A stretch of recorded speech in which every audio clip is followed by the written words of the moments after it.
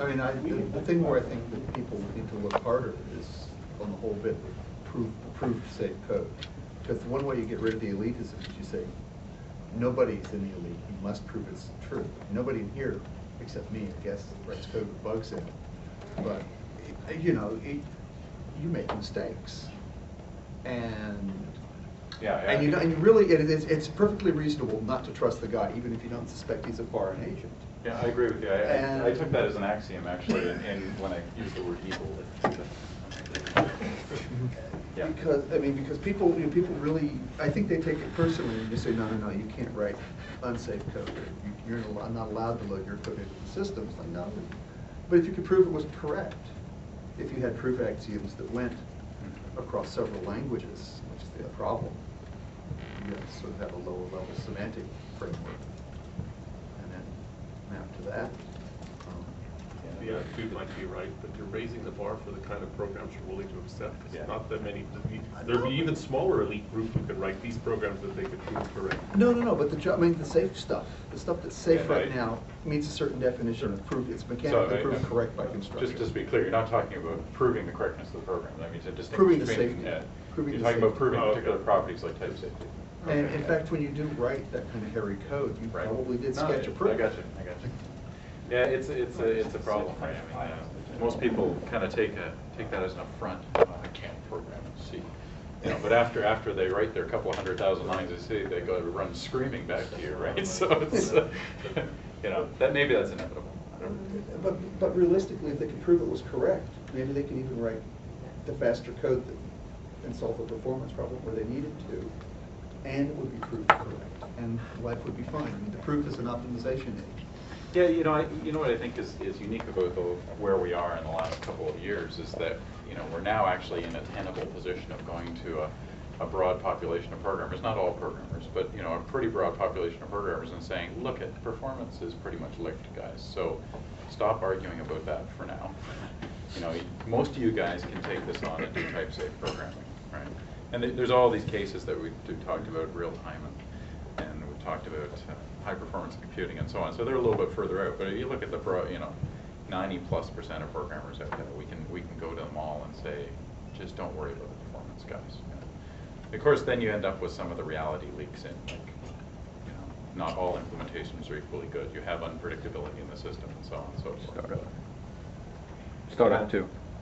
Right. No, there's warts. I mean, I'm not saying.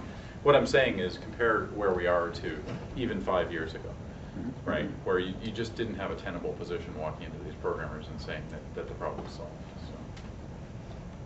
But I mean, to me, that comes across the big open issues, right? These questions of startup and scaling, and we want to have lots and lots of instances of these things, the reuse of the JITted code and all this kind of stuff. I mean, Mendel's point about you're just virtualizing, and your interface is a thing underneath, so you just slam onto it, zero overhead. I mean, we're so far away from doing that. To me, that seems like a big gap in the current technology. It is a big gap. It certainly is. I mean, as I think I mentioned on the first day, there are blind spots, that we've screwed up on.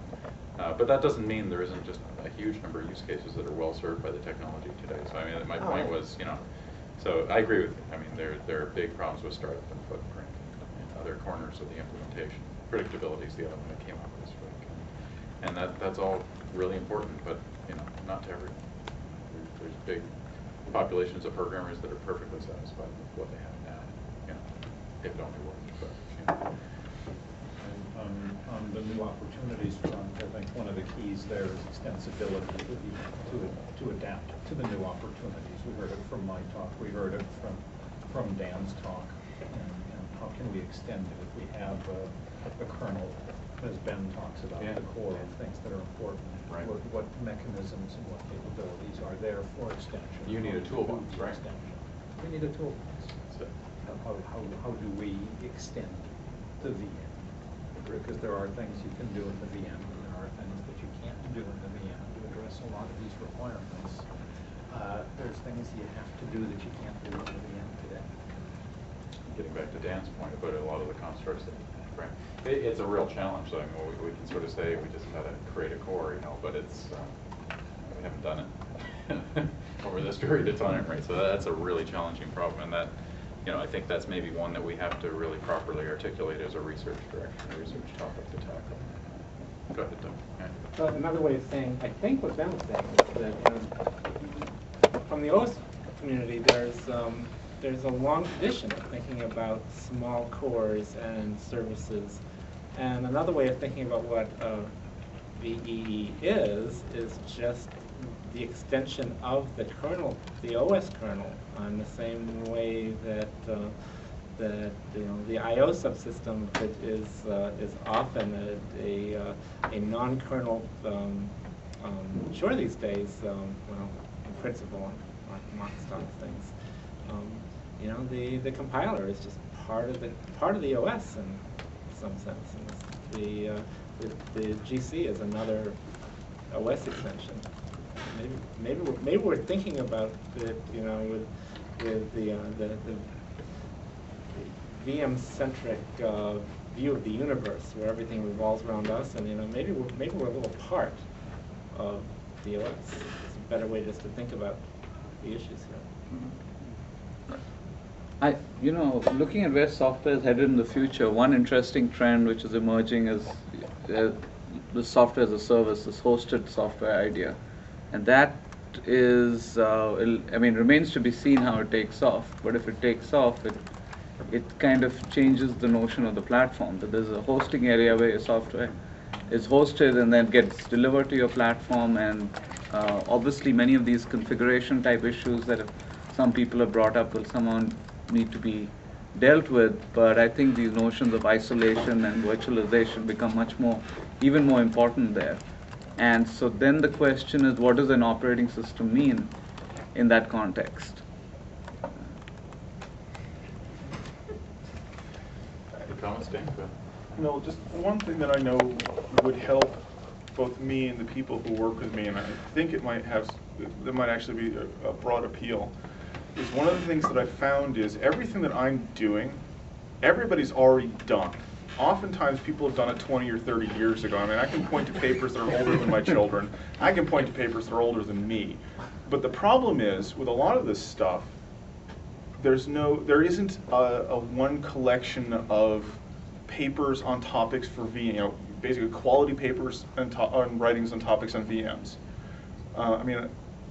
Most of what I found has been by talking to people, and then they say, well, what, you didn't know about this? And you didn't know about that? And it's like, how could you possibly not know about this other thing? And I'm scribbling down URLs and paper names to hit Sightseer and all, but I mean, there's a lot of, there's 30 or 40 years of research.